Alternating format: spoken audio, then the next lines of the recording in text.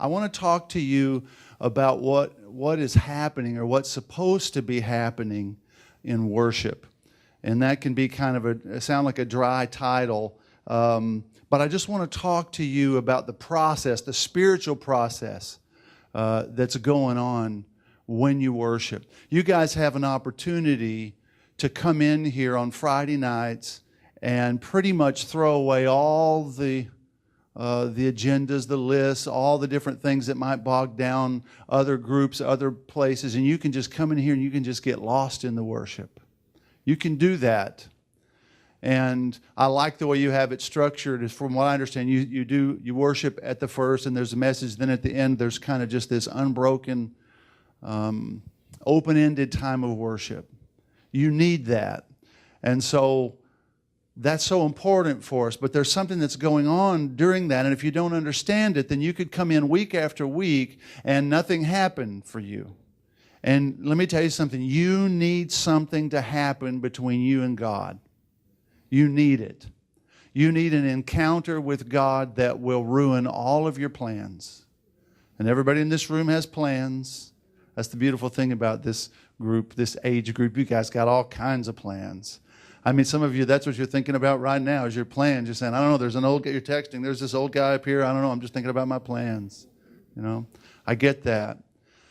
But you need to be able to come in here and you need to be hungry for God and you need to have an encounter with God, but you need to understand that process. So I want to tell you, if we have time, we probably won't. I brought a lot of stuff here, but there are three things that I want to share with you that are happening during genuine worship. And I love the concept of the river. The first couple of songs here we're talking about the river and the depth of the river and going in deeper. And that's an important concept for me. But the first thing that's happening, or what should be happening, and what needs to happen when you come in and you're going to get involved in genuine worship is that you need to press through the flesh. You have to press through the flesh. That doesn't necessarily mean that you've come in here and you've been living a fleshly lifestyle. Although it's very possible, depending on where you are in your walk with the Lord, maybe that is what happened since the last time you were here.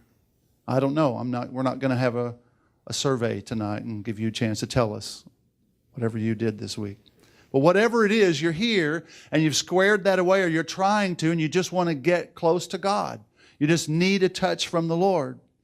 There's a scripture, some scriptures, and I know I was supposed to give you some, but I teach a lot of classes, and so I kind of don't know exactly which scriptures I'm going to bring up from time to time, but I want to read just a little bit to you from John 13. John 13 is about foot washing. Not something we do a lot around here. The old timers, you'd just go to church, and there you'd show up, and there were the buckets, and there were the towels, and I guess we're going to wash each other's feet tonight. If you've never done that, it's quite an experience. Usually when people find out ahead, they don't announce those kind of things, because usually if they announce and say, okay, we're going to have foot washing this next week, guess who comes? Nobody. But it's even worse when you surprise people. I don't want to do a surprise foot washing. You know, I want you to know we're going to have foot washing if I'm going to wash your feet. I want you to have spent some time on your feet before I do. Anyway, not very spiritual, but that's the way it is. So John 13 is about foot washing, okay? And so Jesus finally convinces Simon Peter that he needs to allow Jesus to wash his feet. Simon Peter said to him, Lord, then wash not only my feet, but also my hands and my head. Jesus said to him, he who has bathed needs only to wash his feet, but is completely clean. Now, what Jesus was trying to say there is, I'm not washing your feet because you're not saved or because you're not right with me. I'm washing your feet in the natural sense because we had to walk to get here. We're wearing these sandals and we're walking on dusty roads and your feet are dirty. You took a bath today. I'm not needing to get you to take a bath right now. I'm just washing your feet. It's what they did back then. It was just sort of a service that if you went to someone's house, they had a servant there or someone there, and they would wash your feet because your feet would pick up all the dust of the road that you traveled to get there. So spiritually speaking, one of the things Jesus is saying with foot washing is he's saying, listen, living in this world, you're picking up a lot of junk.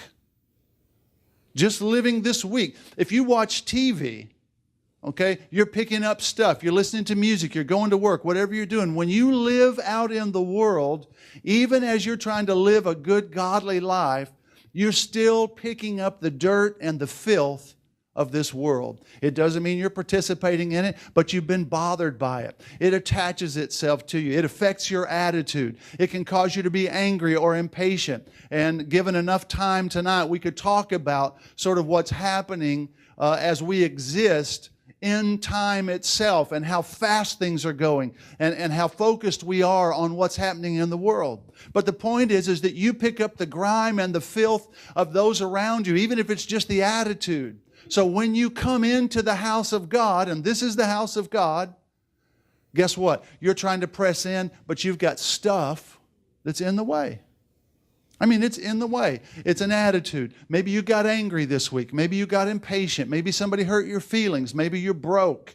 Maybe the list is long of all the things that have battered your heart, that have run into you and hurt you or bothered you or pulled you off track. And so now, even well-meaning, well-intentioned, you can come into the house of God and have a hard time pressing through because of all the junk. And guess what? You can't get rid of the junk in just a couple of minutes. This is the reason that in Pentecostal, charismatic type services, we'll have songs and music that goes on for a while. It's not sort of a let's sing 2 verses and 2 choruses and quit and move on and do the schedule and then we're done with it. The reason that we sing for a long time, the reason that we do that is because it takes a long time for you to get your flesh to surrender again to the Holy Spirit. It takes a while for you to get back into the flow of the river because you picked up the world a little bit. The world has affected you. And so you come in and you need to press in, but you find that it's hard to do. It's hard because you brought in those attitudes and those things with you. Some of it you may not even be aware of. You may not even know how that you're hurting. You may not even understand what it is that's in the way between you and God. And again, I'm not talking about sin, but it might be sin. It might be that there's something you need to repent of. It might be that there's someone you need to forgive. It could be any number of things. But when we come into the house of God, we've got to be prepared to put that stuff away. But it's hard to put it away just by snapping our fingers. We don't just come in and say, okay, Lord, take all that stuff away and I'm ready to press in. That's not the way we're made.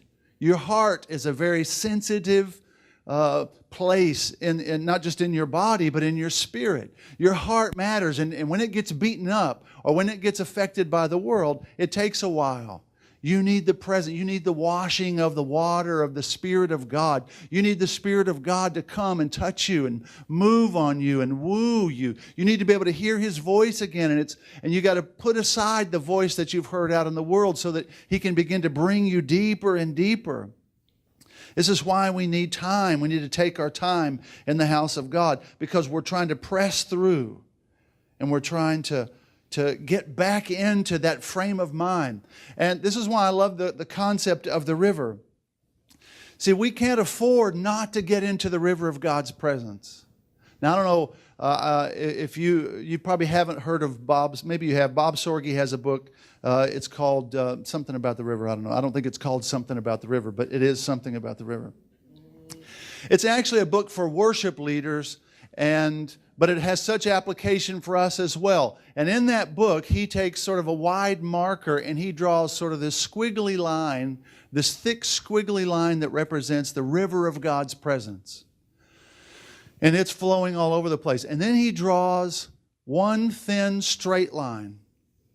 And he demonstrates with that how that what happens to us sometimes when we come into the house of God, we come in, he calls that straight line the song list. For us tonight, we can call it just our agenda. And the thick line is the river of God's presence. And we come in, and here we are with our little agenda, and it's straight. It doesn't move. It's just a straight line. And so you get along that line, and all of a sudden it begins to intersect the river. Well, you got 2 choices where the straight line of your agenda intersects with that squiggly, unpredictable line of God's presence. When those 2 lines come together, you got 2 choices. You can say, okay, I'm going to go with the flow. I'm going to drop my agenda, and I'm just going to go with the flow. Or you can say, no, that was nice, but I'm going to press on with my plan. And so what happens pretty soon is you press right on through. The river flows its way, but your agenda just keeps you on that straight line. We went to a place in, I guess it's Orlando, Florida. It's SeaWorld, but it's Aquatica. Anybody ever been there? It's a great place. You should go to Aquatica. I wish we had one here. But we went there. You ever been to a water park and it has the lazy river? Okay, well, I don't swim, so it's all scary to me. But I do swim. For about 5 seconds, I can swim really well. And after that, things happen. But the lazy river, okay, this has the opposite of the lazy river. You get in there, and if you're like me, you put on a life jacket. It's deep enough that a guy as tall as I am can just sort of lay back with that life jacket, and it just takes you. It's got a current that's actually hard to get out. So it's a little scary for me, but this river is just taking you. And you're going one way, you're going the other. When you can try to stand up and go against the current, and you can just about do it, depending on who you are and how strong you are. But for the most part, this river's just kind of taking you for a ride. There are a lot of people that don't want that experience when they come to church. They're afraid of that. They're not sure what's going to happen next. But I want to tell you, the thing that matters the most is that you come into the house of God, and when you get into that river, that you drop all your other plans and you go with the flow.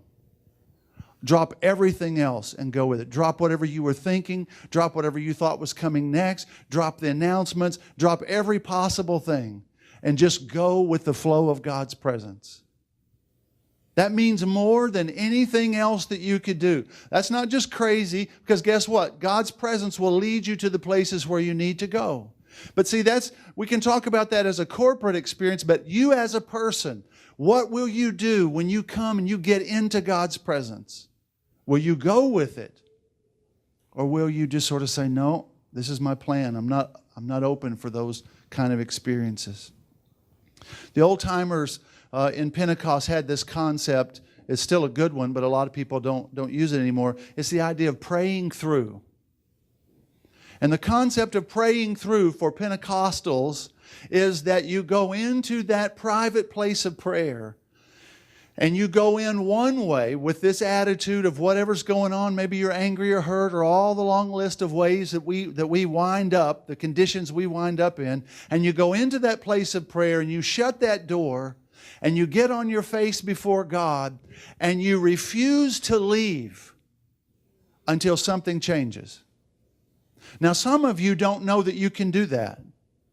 Some of you are not aware. You've not had the experience. You've not had someone teach you that you can go into the presence of God. And when I say that, I'm talking about into that place of prayer, and you can begin to pray and to cry and to pour out your heart, and you can stay there until you are changed on the inside.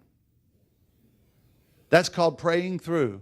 Going in like you are and coming out a different person. Well, how often does a person need to do that? Pretty much every day, several times a day if you can swing it. We don't do that. That's why it's important for us to pray and to do these things and to do this every day, is because every day you live in the world, and every day the enemy is after you, and every day you have experiences that batter your heart and threaten to change you and to hurt you and to pull you away. Your nature and my nature, it is natural for us to drift. It's what we do.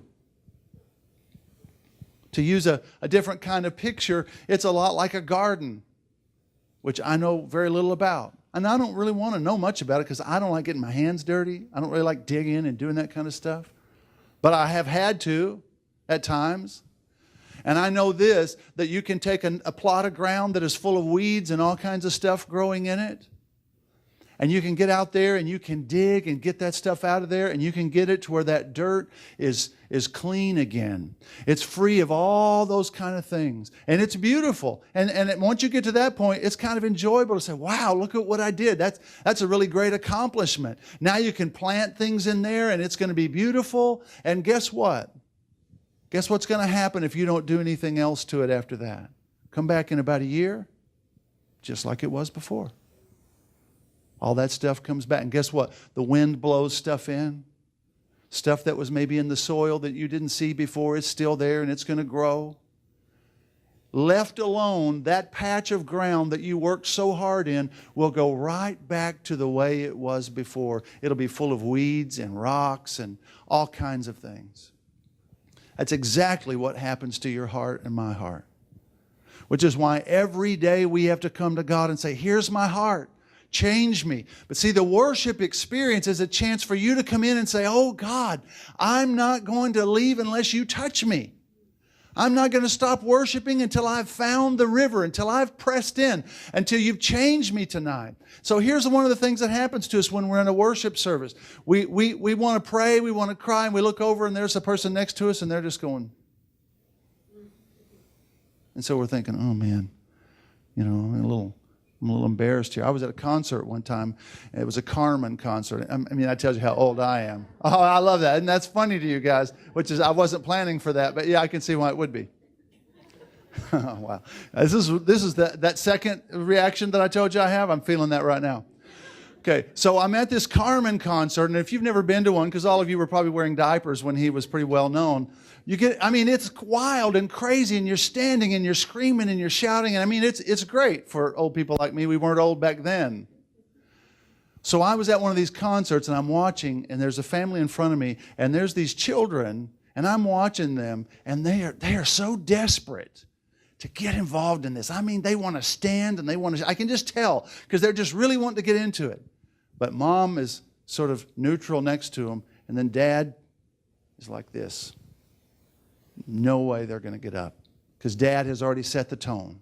Let me tell you something. When you come to the house of God, you have to say to yourself, I don't care what anybody else thinks. I'm going to press in and find God. I don't care what anybody else thinks. I don't care if others think I'm foolish. I don't care if they think maybe I'm full of sin because I'm going to the altar. I don't care if they're looking at me and they're seeing that I'm just weeping and my shoulders are shaking because I'm just crying and I can't stop. I don't care what anybody thinks, because let me tell you the reason this matters. The drawing of the Spirit of God is so important and so precious, like any treasure that you can imagine, that you cannot afford to resist the drawing of the Holy Spirit. You cannot afford. When you begin to feel drawn into worship, you begin to feel like, I'm pressing in. I could really cry right now, or I really just want to pour out my heart, or I really just want to lift my hands, and I really just want to give it all over to God. When you feel that way, let me tell you something. The average person on the street isn't feeling that way. When you do feel that way, guess what's happening? The Spirit of God is drawing you in. You can't afford to say, I would, but I just feel a little paranoid. I would do that, but maybe I'll just, Well, guess what? Maybe you're not desperate enough. Because I can tell you this, when you get desperate enough for God, when you're really desperate for God, you're not going to care what anybody else thinks. And let me tell you the danger of not yielding to what the Holy Spirit wants to do. The more you put Him off, the more you decide, okay, now's not the time. When He draws you, and this is wherever you are, He draws you and you feel like, I'd like to, but I can't right now. And so you put it off and you think, I'll do it later.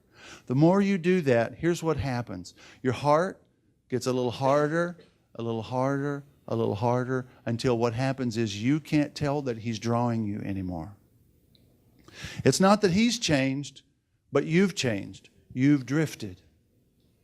You can't afford to do that. You need God more than you need anything. And what I love about this church and what we believe is that we understand and we know that you can find God right now.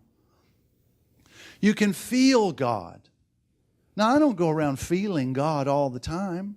I kind of get angry at people that do, because I'm not like that. I'm like, man, why can't I be like that person?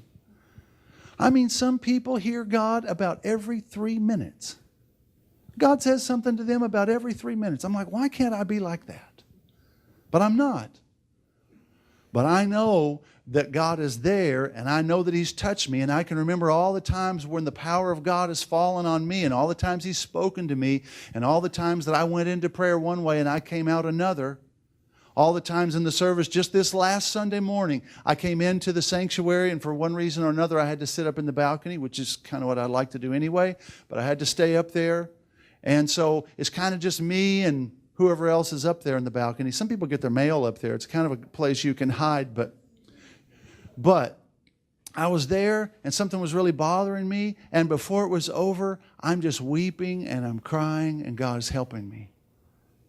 I can't afford not to have those times. And you can't afford that.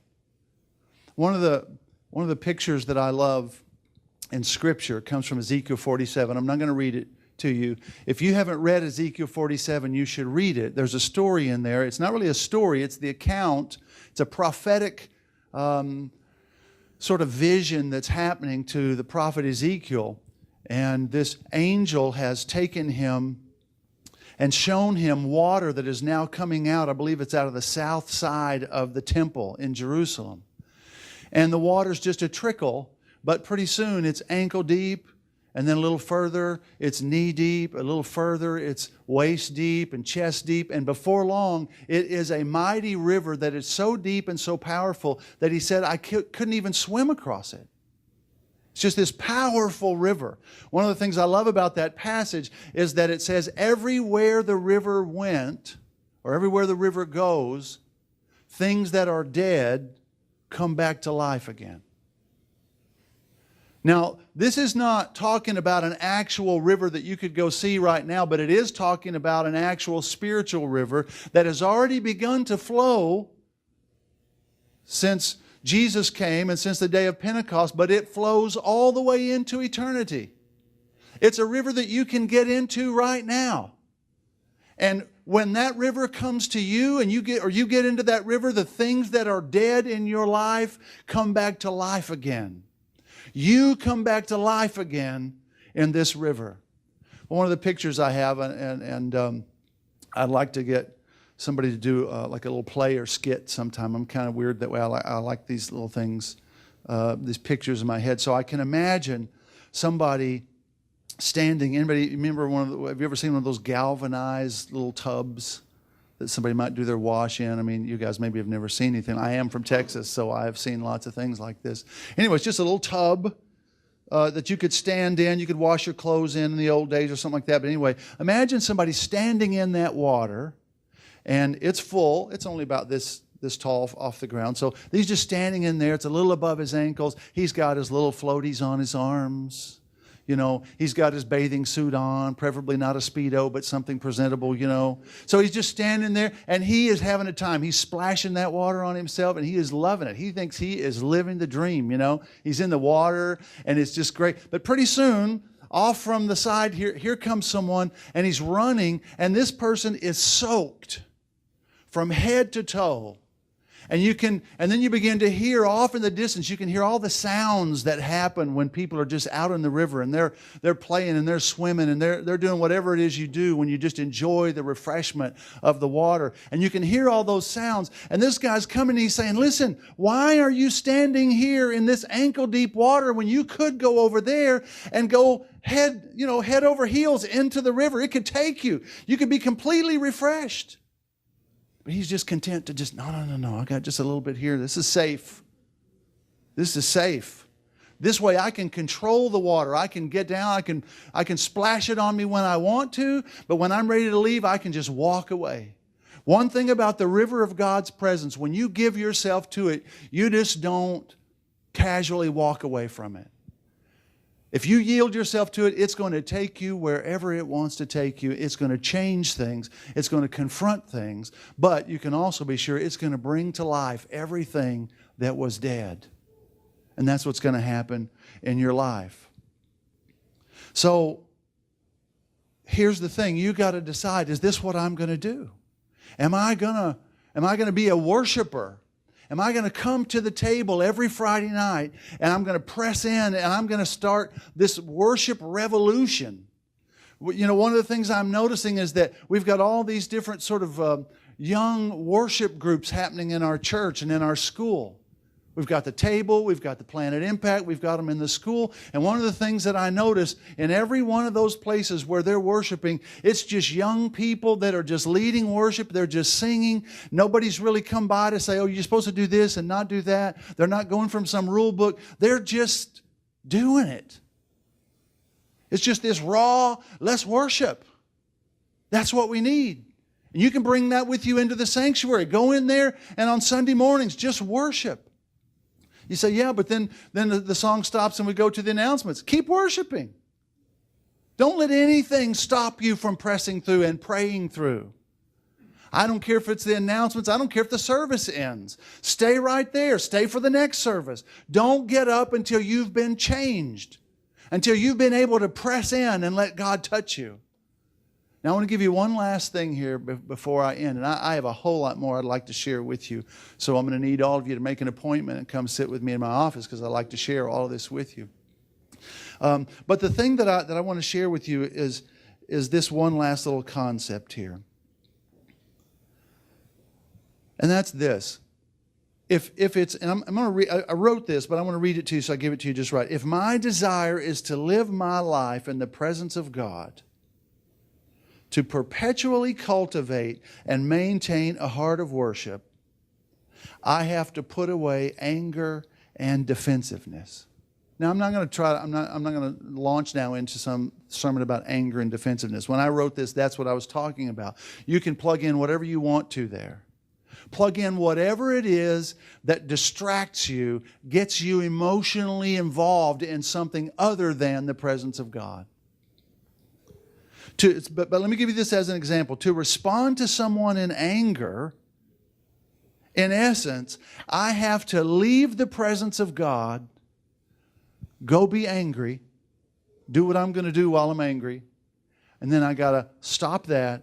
Now I got to go get back into the presence of God.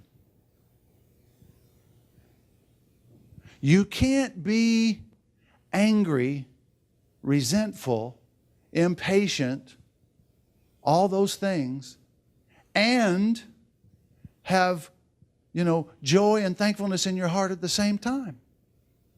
You have to kind of drop one thing in order to pick the other up. So here's the reason I'm saying this to you. We want to get into the presence of God. You got to be careful of the things that want to pull you out of the presence of God. You got to ask yourself the question, and this isn't just for when you're here on Friday night. I'm saying all through the week, if you want to stay in the presence of God, and I'm not just preaching to you as though I've got it perfected, come by and I'll give you 3 tips on how to do this. I deal with this constantly. How can I stay in the presence of God and not let things pull me out? I find that I can get angry and it pulls me out of the presence of God. Because I can't really be worshiping God while I'm being angry at this person over here. How can I do that? I can't really be impatient and frustrated with someone and at the same time be caught up in the glory of God. So the question becomes, how much does it mean to me? Is it really worth it to leave the presence of God and go and do all these other things, and then I got to come back and I got to start again? Why would we let anything take us from the presence of God? And the worship band can come back up wherever they are. I can't see them. There they are. Why would we let anything pull us from the presence of God? So I guess I want to say this, and you're about to enter into another time of worship. And see, for me, as far as I can see, on Friday nights, we've had some songs to kind of wake us up and get us going. We've talked a little bit. Now you have the opportunity to say, okay, I really need Jesus. I need Jesus. I'm hurting. I'm misunderstood. I have people that have done me wrong. I got some problems. I have some difficulties or struggles, whatever it is that you feel like you're carrying and maybe nobody else understands. This is the place. This is holy ground. This is where you decide, I'm not going to pay attention to people around me. I'm just going to worship. And you have that opportunity right now. You can begin, and I want to just say this, and I know that part of the routine is that maybe different folks come up and will pray. I don't know how you're going to do that, but here's what I know. you can find a place to pray wherever you are. You don't have to have permission. You can get on your face before God anywhere you want to. You can say, no, I'm going to go stand in that corner with my face to the wall, and I'm just going to cry, and I'm going to pour it out to God until He changes me. You can come up here and you can lay with your face to the ground anywhere. You can make an altar of the edge of this stage. You can turn your chair into an altar. There is nothing stopping you tonight from saying, I'm going to begin this journey right now. I'm going to press in. I'm not going to stop until I'm completely changed in His presence. I want God more than anything else. I want a close walk with Jesus. I want a white-hot, loving relationship with Jesus. This is where it begins. This is where you come to cultivate that. Where you say, oh God, touch me in a way here that I can bring this with me through the week. Let there be a fire here that begins to erupt, not only here, but in my prayer closet at home when I pray. Nothing can keep you from pressing into the presence of God. And here's the thing. If you're hungry for God, imagine how much more He's hungry for you. He gave up everything, so that He could make a way for you.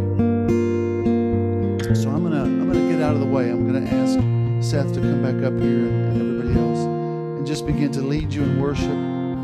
Forget what else you see. Just worship. Just worship the Lord.